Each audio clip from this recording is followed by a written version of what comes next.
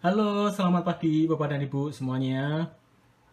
Berikut kami akan mensimulasikan bagaimana cara menggunakan aplikasi kasir untuk toko, untuk retail, untuk grosir, ya, untuk minimarket, untuk supermarket yang ini sudah dipakai di beberapa supermarket, di minimarket, supermarket ada di wilayah Jakarta, kemudian di Jawa Tengah, dan ini sangat komplit.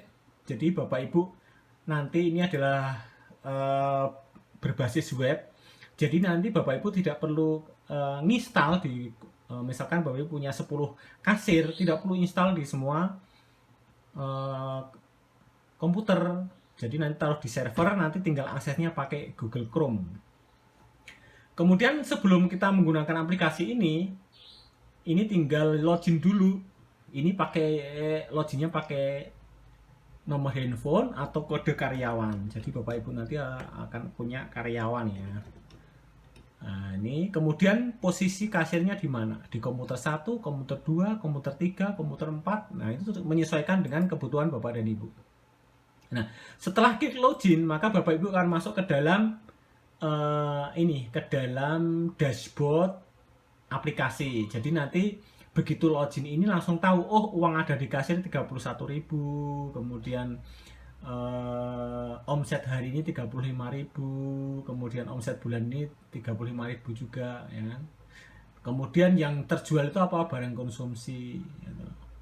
Ini. Jadi transaksi ini nanti misalkan ya, ini ada transaksi, Bapak Ibu bisa menggunakan ini laporan pembelian, transaksi pembelian, kemudian transaksi retur pembelian, pembayaran hutang, ada kasir, ada pergantian shift. Ya, jadi kasir, misalkan Bapak Ibu nanti ada 2 shift, yaitu nanti ada pergantian shift. Ya, ini nanti di sini ada retur penjualan, pembayaran piutang, ya, stok opnam, penyesuaian harga, penyesuaian stok, pengeluaran barang. Pengeluaran barang ini digunakan untuk mengeluarkan barang dari gudang ke toko. Jadi nanti Bapak Ibu punya 2 stok gudang sama stok toko. Gitu. Jadi kalau Bapak Ibu punya nanti kulaan itu langsung masuknya ke gudang. Nah, stok yang ada di gudang kalau bisa dijual, untuk bisa dijual nanti dikeluarkan dulu ke toko. Jadi nanti Bapak Ibu ada 2 stok toko atau stok gudang. Nah, ini nanti pas cross check stok opnamnya itu lebih murah, lebih mudah. Kemudian di sini ada jurnal umum sama media bukuan. Jadi ini support dengan akuntansi. Ya, kemudian ini ada neraca dan laba rugi, ada harian kas. Nah, jadi sebetulnya aplikasi ini sangat komplit buat Bapak dan Ibu. Ya, bisa digunakan secara online maupun offline. Kalau online nanti akan di aplikasinya akan ditaruh di hosting. Jadi Bapak Ibu tinggal ngetik alamat hostingnya. Tapi kalau offline nanti akan ditanam di komputer Bapak Ibu. Jadi database-nya ada di komputernya Bapak dan Ibu. Nah, misalkan contoh ini kasir, ya, aplikasi kasir ya. Klik aplikasi kasir. Nah, ini aplikasi ini sudah support dengan barcode scanner. Jadi Bapak Ibu nanti juga harus menyediakan barcode scanner ya supaya nggak ngetik kode-kode dan sebagainya.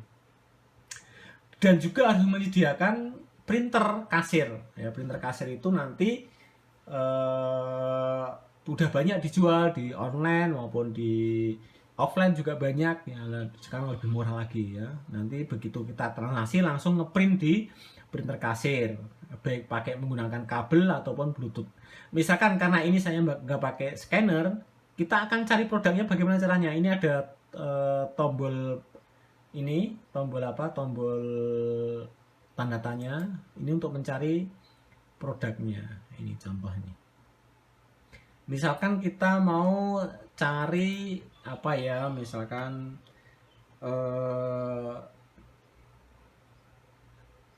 obat nyamuk misalkan ya, obat. Nah, ini ada obat nyamuk bakar vape misalkan contoh ini. Klik. Nah, ini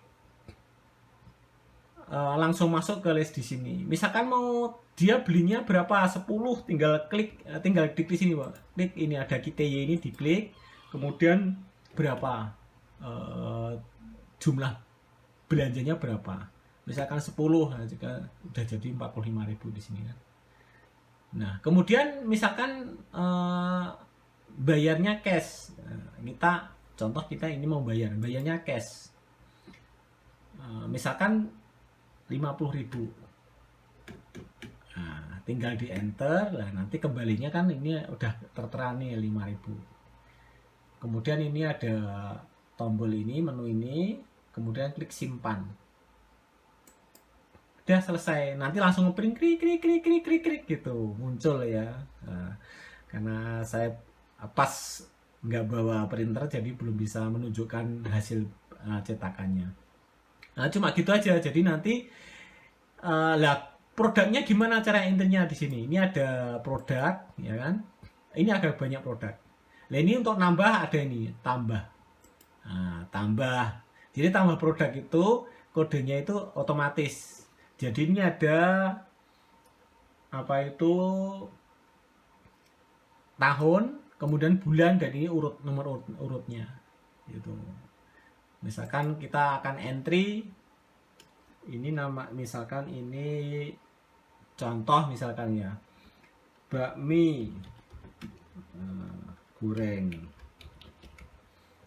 Harga belinya berapa? Disetting dulu, misalkan harga belinya 2.000. Harga jualnya berapa? Misalkan 3.000.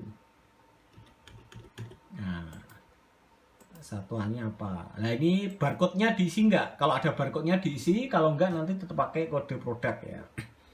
Nah, kemudian kategori apa? Ini barang, misalkan barang konsumsi. Ini bisa ditambah lagi. Ini ada barang konsumsi, rumah tangga, alat tulis kantor, fotokopi. Jadi nanti laporan penjualannya bisa berdasarkan kategori. Kemudian rak. Nah, ini posisi di rak mana? Misalkan ada di rak 1, rak 2 ya, tinggal ketik rak 2. Kemudian ada suppliernya enggak? Misalkan ada ini supplier Kaliwungu misalkan. Tinggal disimpan, udah selesai. Nah. Kemudian di sini ada cek stok. Nah, ini cek stok ini kalau diaktifkan, misalkan merah begini, berarti nanti kalau penjualan stoknya kurang, dia akan ngasih tahu stok Anda kurang. Misalkan stoknya tinggal 1, kok dijual 2, stok Anda tidak kurang, tidak memenuhi, karena stoknya 1 kok jualan 2. Tapi kalau ini tidak dinonaktifkan atau nggak dicentang, berarti dia nggak ada notifikasi atau validasi stok. Jadi stok berapapun tetap bisa jualan. Itu. Ini cara entry master produknya. Di sini ada master karyawan juga. Ini master karyawan. Ini bisa ditambahkan juga. Gitu. Dan kemudian di sini ada akuntansi sampai laba rugi juga ada. Kemudian produk konsumen. Nah, konsumen juga bisa ditambahkan. Ada komponen juga bisa ditambahkan. Misalkan nanti di kasir, aplikasi kasir mau ada keterangan di bawahnya itu ini juga bisa, ini seperti ini. Ini tabel rak. Ini kemudian misalkan Bapak Ibu punya cabang berapa cabang, ini kan cabang 1 nih, ada cabang 2, cabang 3, cabang 4 gitu. Bisa misalkan Bapak Ibu punya 4 toko itu misalkan 4 cabang kan, kemudian pembeliannya di kantor pusat. Nah, jadi nanti yang ngirim semua dari kantor pusat ke masing-masing cabang, itu juga bisa, nanti langsung bisa pengeluaran barang ini. Nah, kemudian ini ada tujuannya kemana, ke toko lain atau ke misalkan ini, nah ini ke toko lain atau ke cabang lain bisa. Bapak dan Ibu, kita akan coba untuk transaksi pembayaran hutang ya. Caranya adalah klik menu transaksi, kemudian ini ada pembayaran hutang. Nah, kalau di sini adalah pembayaran piutang. Kalau pembayaran hutang itu kita bayar ke supplier. Nah, kalau pembayaran piutang berarti ada pembayaran dari konsumen ke kita. Nah, ini kita akan bayar utang, ini utang usaha ya. Klik di sini, kemudian ini udah ada tampilan banyak nota di sini ya. Tinggal klik misalkan CV ini Sampurna Abadi misalkan. Yang diklik Sampurna Abadi, ini ada satu nota. Nah, ada satu nota kita akan bayar. Lah, jumlah pembayaran itu lunas atau tidak? Kalau misalkan kita bayarnya tidak lunas, misalkan 50.000, tinggal ketik 50.000 gitu. Keterangannya nyicil misalkan. Nah, kemudian bayarnya pakai apa? Pakai kas besar atau pakai kas kecil atau transfer, nanti bisa di sini. Nah, contoh misalkan transfer ya. Oke, kemudian klik simpan. Udah selesai. Nah, ini CV Sampurna Abadi sekarang saldo utangnya tinggal 71.000 karena udah dibayar 50.000 tadi. Ini contoh pembayaran utang. Kalau contoh transaksi pembayaran piutang, ini tinggal klik menu transaksi kemudian pembayaran piutang. Nah, ini adalah kalau ada konsumen kita yang datang membayar bond kita. Mereka kemarin bond, sekarang mau bayar. Misalkan ini ada Agus mau bayar, klik, dia ada satu nota. Kalau dia nanti ada 2 nota, 3 nota, itu nanti di sini banyak ini. Nah, tampil banyak nanti. Nah, ini cuma satu nota ya. Contohnya ini. Nah, misalkan ini Agus Mulyo membayar. Ini juga sama, bayarnya itu lunas atau tidak. Nah, itu diketik di sini. Nah, misalkan bayarnya nggak lunas, cuma 100.000. Keterangannya juga sama nyicil. Nah, kalau di sini di pembayaran piutang itu subrekeningnya langsung masuk kasir. Jadi nggak bisa langsung transfer atau apa karena dia datang ke sini kan. Nah, kas kasir. Nah, nanti kalau bayarnya lewat transfer nanti beda sendiri. Nah, ini lewat kas kasirnya kasir 1 ya, berarti tinggal disimpan gini. Udah selesai. Nah, ini si Agus Mulyo tinggal 180.000 ya setelah dibayar 100.000.